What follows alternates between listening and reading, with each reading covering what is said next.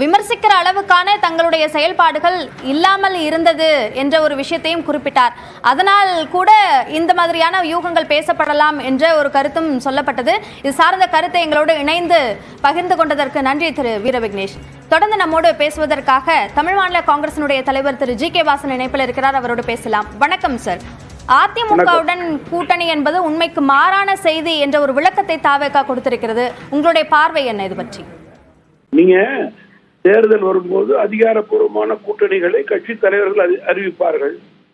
அதற்கு முன்பு கூட்டணின்னு அறிவிச்சா எந்த கட்சியா இருந்தாலும் அது மறுக்கத்தானே செய்யும். அதுல என்ன மாற்று கருத்து இருக்க முடியும்? கூட்டணிங்கிறது அதிகாரப்பூர்வமாக கட்சியினுடைய தலைமை அறிவிக்க வேண்டிய ஒன்று. அது தேர்தல் நேரங்களிலே நடக்கின்ற ஒன்று. ஏசியமாக வந்த செய்தியை போய் உண்மையாக்க முடியுமா? தேர்தல் நேரத்தில் எந்த கட்சியோட கூட்டணி சேர்கிறதெல்லாம் அந்த நேரத்தில் நடக்கின்ற ஒன்று இல்லையா? அதான உண்மை நிலையா இருக்க முடியும்.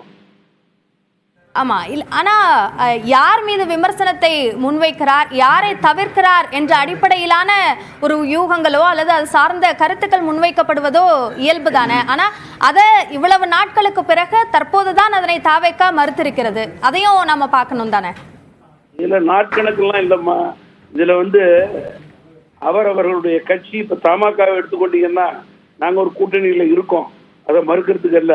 ஆனால் எங்கள் கட்சியை பலப்படுத்தக்கூடிய பணியிலே நாங்கள் தேர்தல் வரை இறங்கி இருக்கிறோம். தேர்தல் நெருங்கும் போது கூட்டணியை உறுதிப்படுத்தி அதிகாரப்பூர்வமாக அறிவிப்போம். அதுபோல ஒவ்வொரு கட்சியும் தேர்தல் நெருங்கும் போது கூட்டணியை உறுதிப்படுத்தி அறிவிக்கும்.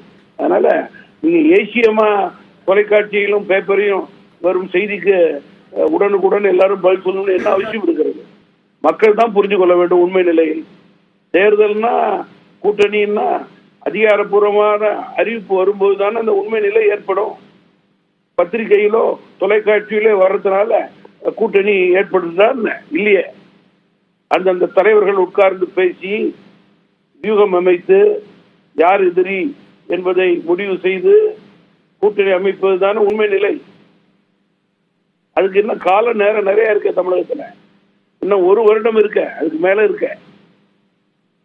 பாஜகவிலிருந்து திரு ராம ஸ்ரீனிவாசன் பேசும்போது விஜயோட கூட்டணிக்கு செல்வதற்கு எந்த கட்சிகளும் தயாராக இல்லை, அவர் தனித்து விடப்படுவார் என்ற ஒரு கருத்தை சொல்றார். இது பற்றி உங்களோட பார்வை? நான் தமாக தலைவர்னு என்னுடைய கட்சிக்காக நான் கருத்தை அழுத்தம் திருத்தமாக ஆணித்தரமாக சொல்ல முடியும். தேர்தல் நெருங்கும் போதுதான் எந்தெந்த கட்சியினுடைய கூட்டணி என்று முடிவெடுக்கப்படும் என்பது என் அனுபவத்திலே என்னுடைய கருத்து. நன்றி திரு ஜி கே வாசன். இணைப்பில் உங்களுடைய கருத்துக்களை எங்களோடு பகிர்ந்து கொண்டமைக்கு. அடுத்து மற்ற செய்திகளை வழங்குவதற்காக இணைகிறார் நெறியாளர் பாலவேல்.